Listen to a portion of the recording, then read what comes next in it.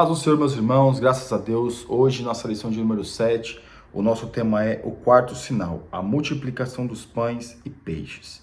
O nosso texto principal, que está em João capítulo 6, versículo 11, diz assim: E Jesus tomou os pães e, havendo dado graças, repartiu-os pelos discípulos, e os discípulos pelo que estavam assentados, e igualmente também os peixes, quanto eles queriam.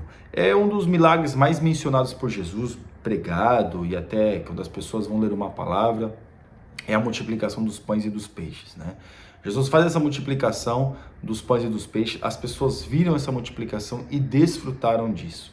Por que fazem essa menção, muitas das vezes, da multiplicação dos peixes? Eu entendo, meus irmãos, que alguém teve que se apresentar e dar o seu pouco, e Jesus fez um milagre para muitos. Por quê? Porque Jesus faz assim. Jesus tem poder de fazer assim. Jesus realiza aquilo que ele quer realizar. E aqui, nós vemos que esse milagre dos pães e dos peixes foi algo que alimentou muita gente, foi algo instantâneo que Jesus fez ali, de muitos milagres, né, que fala acerca de Jesus. Este milagre é um milagre assim muito abençoador. Mas Jesus, meus irmãos, em determinado momento aqui, nessa passagem, né, não está aqui na lição, mas eu vou até mencionar, o que Jesus fala? Vocês me buscam pela comida, porque eu multiplico, porque eu faço e porque comem, né? Mas não buscais a comida que perece, mas a comida que permanece. O Jesus até depois, vamos dizer assim, disse para essas pessoas que eles estavam buscando a Jesus por interesse. E essa multiplicação dos pães e dos peixes muitas vezes nos dá essa sensação que muitos de nós só buscamos a Deus por aquilo que Ele pode nos dar e não por aquilo que Ele é. Nós só buscamos a Deus muitas das vezes porque Ele mata a nossa fome, porque Ele nos dá tudo aquilo que a gente quer que Ele nos dê e não por aquilo que realmente Ele é. E aqui no nosso resumo da lição, os sinais servem para atrair as pessoas para Cristo, a fim de que possam ouvir a sua palavra e crer nele. Irmãos, ficar apegado ao milagre não é saudável, apenas ao milagre. Nós temos que crer no Deus de milagres, né? No Deus que pode continuar realizando o milagre das nossas vidas. E o que muito hoje acontece é que a pessoa fica presa: eu quero um milagre, eu preciso do meu milagre, mas não busca conhecer o Deus de milagre. As pessoas estavam ali, comeram aqueles pães, comeram aqueles peixes, e elas estavam ali, meus irmãos. Será que elas conheciam realmente o Cristo dos milagres? O Deus Todo-Poderoso? Nós temos que também ter essa mentalidade. Nós temos que conhecer o Deus de milagres. Amém? Em João capítulo 6, do versículo 3 ao 12, e Jesus subiu ao monte e assentou-se ali com os seus discípulos, e a Páscoa e a festa dos judeus estava próxima, né? A festa estava próxima. Jesus estava ali, uma multidão seguia Jesus para ouvir os seus ensinamentos, para ouvir a sua palavra. Eles estavam ali, estavam caminhando, estavam há algum tempo com Jesus, e os discípulos olharam para Jesus: olha, não temos nada, e se a gente for buscar, dá 200 dinheiro, que dá praticamente 10 meses de salário do trabalho do homem, né? 10 meses de salário de um trabalhador. E onde a gente vai arrumar tanto dinheiro, onde a gente vai arrumar lugar para comprar tanto pão e tanto peixe? E Jesus fala: o que tendes, né? E aí acharam um menino que tinha 5 pães e 2 peixinhos. E Jesus realizou o milagre. E aqui na nossa introdução, estudaremos mais um sinal miraculoso, a multiplicação dos pães e peixes. São os 2 milagres da multiplicação registrados pelos evangelistas. O primeiro, de 5 pães e 2 peixinhos, consta dos 4 evangelhos. O segundo, de 7 pães e uns poucos peixinhos, foi registrado somente por Mateus e Marcos. O sinal de João 6 não foi circunscrito aos discípulos. A família de um oficial do rei ou religioso de Jerusalém alcançou uma grande multidão. E justamente na Galileia dos gentios consideraremos esse e outros aspectos da lição de hoje, né? No tópico 1, a Galileia dos gentios, a segunda fase do ministério. Na primeira fase de seu ministério, Jesus fez várias incursões à Judéia. Essa Galileia dos gentios foi uma Galileia que 733 anos antes de Cristo havia tido um sincretismo religioso, havia tido uma mistura, como está aqui o comentarista descreve, e aí ficou a Galileia dos gentios. Por quê? porque era um lugar onde se tinha muitos rituais pagãos. Além de algumas pessoas terem se convertido, havia muitos rituais pagãos naquele lugar. Então, por isso que foi denominada, conhecida como a Galileia dos Gentios.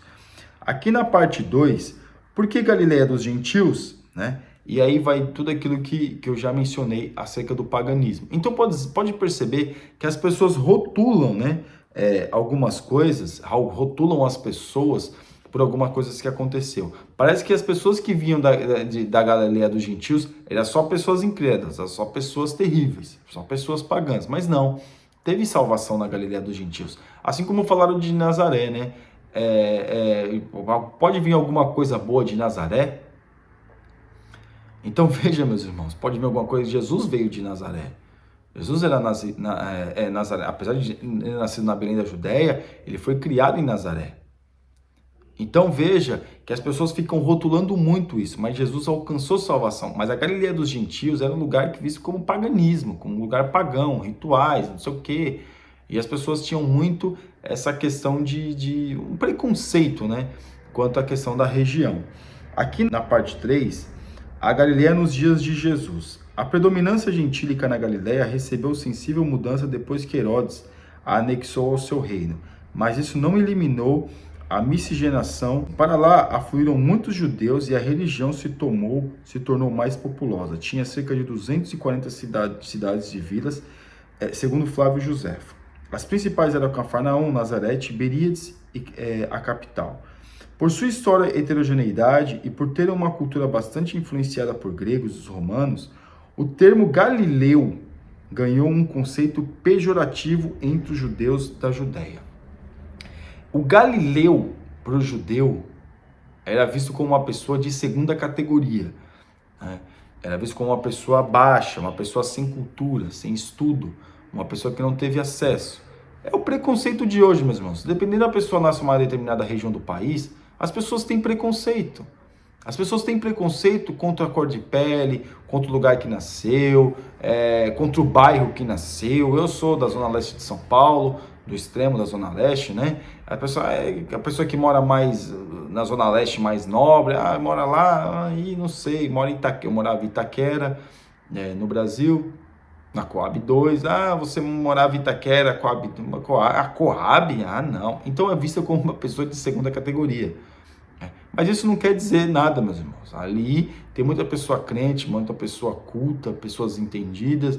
Então as pessoas têm este preconceito, como também havia na Galileia dos Gentios. Você também que mora no seu bairro, você que é de algum bairro, se você for de um bairro de periferia, pode ter certeza que muitos vão ter preconceito com a sua pessoa. E também, existem aqueles que moram em bairros melhores, mas às vezes não tem a mesma condição financeira do que aqueles que moram lá, e também você é visto como preconceituoso. Ou seja, o mundo é preconceituoso, as pessoas são preconceituosas.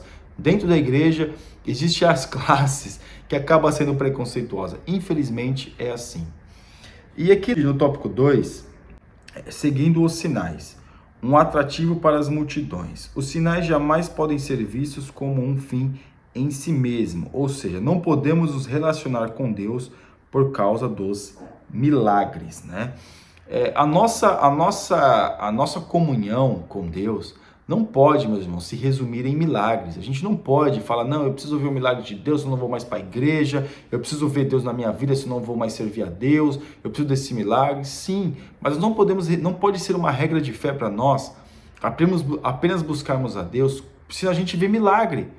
O milagre que eu estou dizendo é um milagre que a pessoa quer ver o cego ver, o surdo ouvir, algo acontecer sobrenaturalmente, para mim crer em Deus. O milagre acontece na nossa vida todo dia. Pelo fato de nós estarmos vivos, são milagres naturais, que a gente pode dizer que é um milagre natural. De estarmos vivos, de estarmos tendo essa condição de estarmos em Deus, já é um grande milagre. Já é um grande milagre para a nossa vida e para a nossa existência. Mas as pessoas querem mais do que isso. As pessoas querem se relacionar com Deus se vem um milagre. Eu preciso ver o milagre, eu preciso ver o anjo. E tem muitos que têm essa mentalidade fraca. Por que eu digo mentalidade fraca? Porque eu preciso ver o anjo. Não, eu preciso ver o anjo. Eu quero ver um anjo. Eu preciso ver um anjo, eu preciso ver um anjo, eu preciso ver um anjo. E fora outras aberrações aí, que é meio complicado. Na parte 2, o propósito revelacional. João registra que a multidão seguia Jesus porque viu sinais que operava sobre os enfermos. Jesus não deixou de alimentar aquelas pessoas porque eles estavam ali apenas pelos sinais. Jesus não deixou de alimentar aquelas pessoas porque as pessoas estavam ali, Jesus sabia o coração dela, e que depois a gente vê que Jesus falou sobre isso. Mas Jesus, meus irmãos, Ele quer que nosso relacionamento com Ele venha a ser mais íntimo, muito maior do que apenas ver milagres. E aqui, Jesus se revela através do milagre, porque era um dos atributos do Messias que havia de vir, mas mesmo assim eles não creram. Jesus se revela, os milagres fazem com que venha atrair as pessoas. Mas as pessoas não veem milagre todo dia, não participam de milagre todo dia. O milagre natural que nós vemos todo dia é aquilo que eu já mencionei.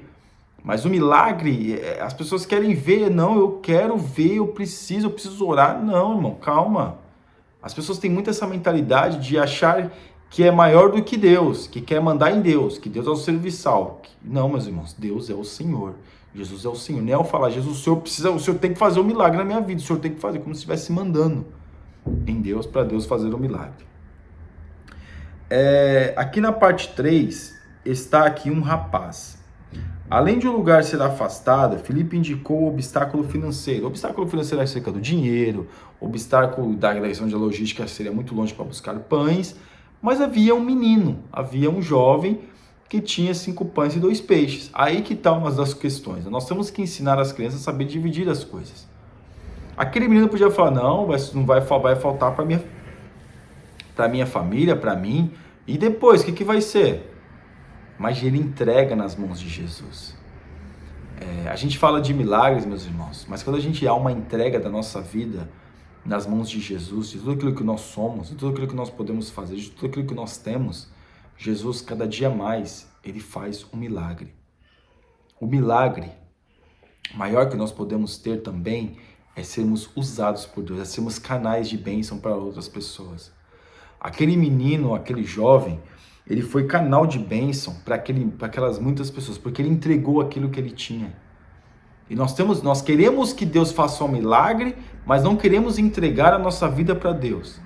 Nós queremos que Deus realize um milagre em nossa vida ou através da nossa vida, mas nós não colocamos diante de Deus aquilo que verdadeiramente nós somos. Nós não colocamos. Então essa é uma mentalidade que nós temos que ter de ter uma entrega diante de Deus e alcançarmos essa condição de desfrutarmos o milagre em Deus. Amém? E aqui o tópico 3, uma compreensão imperfeita, o profeta. Os que viram o milagre concluíram que Jesus era verdadeiramente o profeta que havia de vir ao mundo. Isso demonstra como era patente a expectativa messiânica em Israel.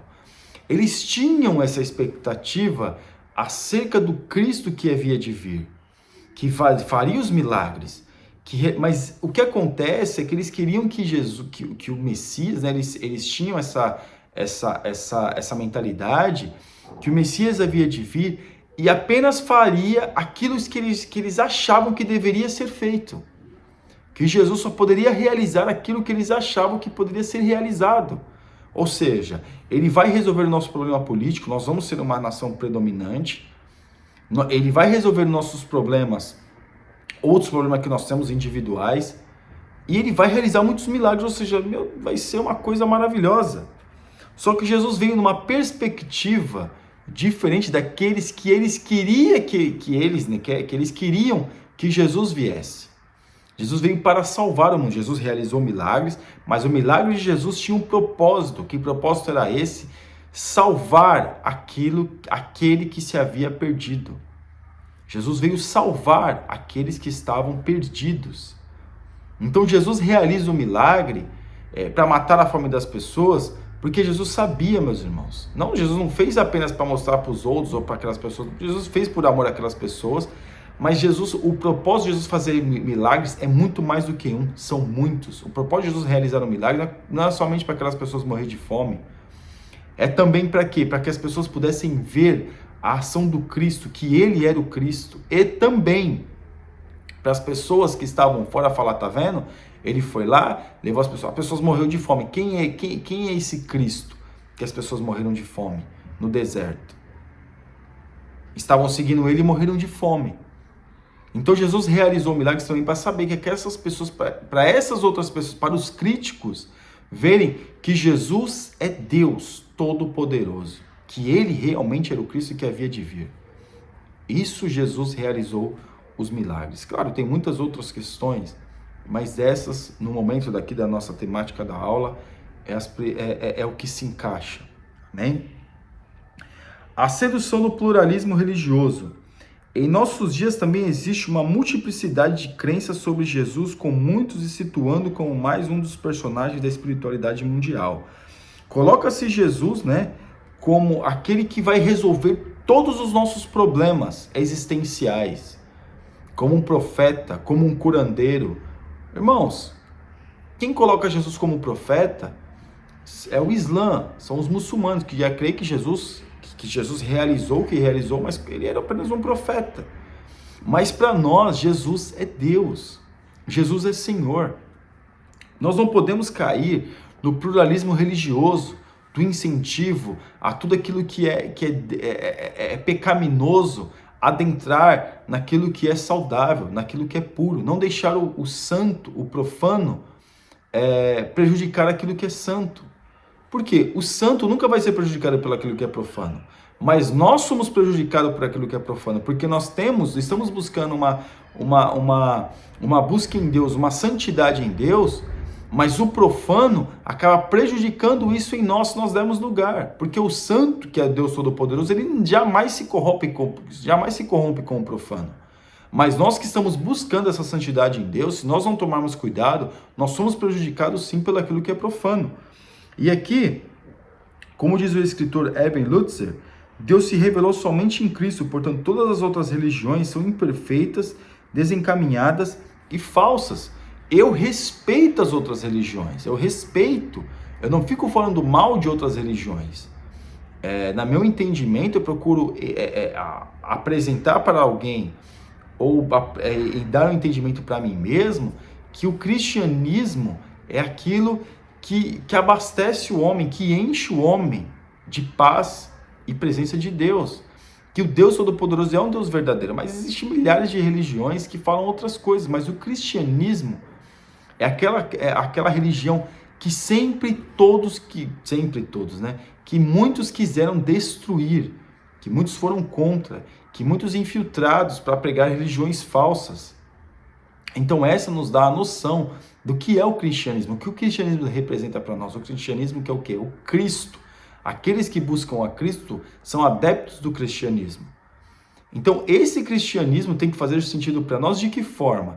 Conhecermos aquele que é o cristianismo, que é o Cristo. Cristo é o cristianismo, conhecermos a Ele.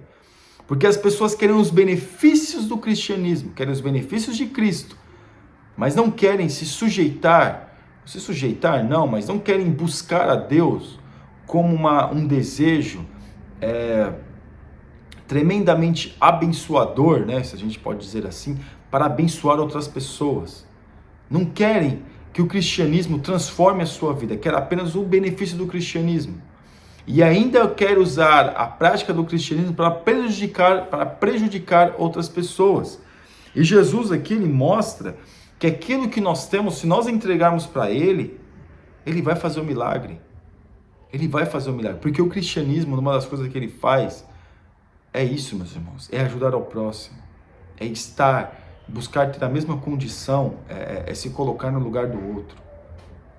Então o cristianismo faz isso. E o cristianismo, meus irmãos, é o melhor das religiões porque é uma religião viva. Ela se cumpre.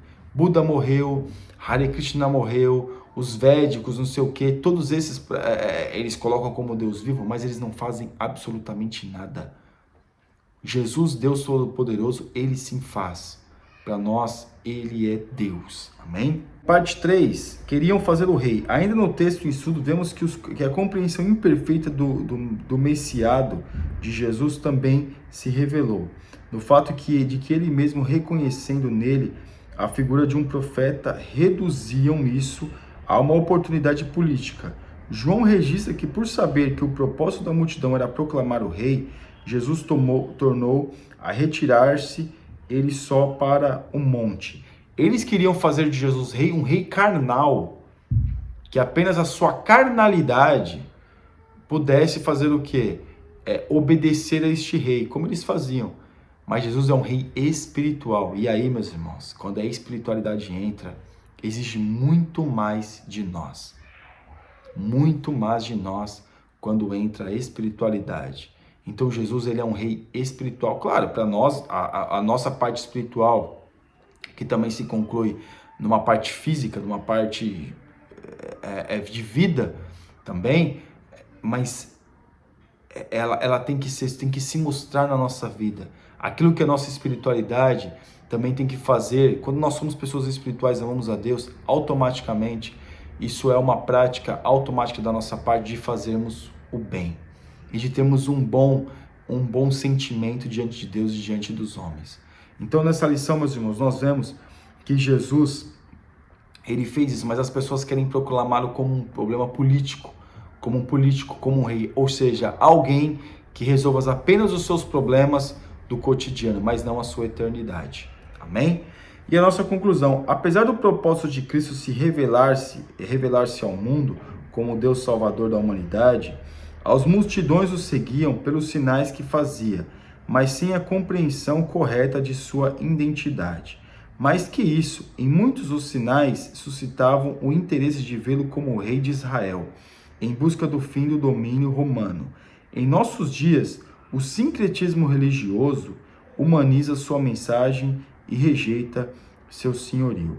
Vigiemos. Sincretismo religioso, já falei várias vezes, é a mistura da questão de religião, mistura de práticas, mistura, eu não vou colocar ritual, mas uma mistura de liturgia de culto. Amém? Você ainda que não é inscrito no nosso canal, está convidadíssimo a se inscrever e que Deus te abençoe em nome de Jesus. Deus abençoe.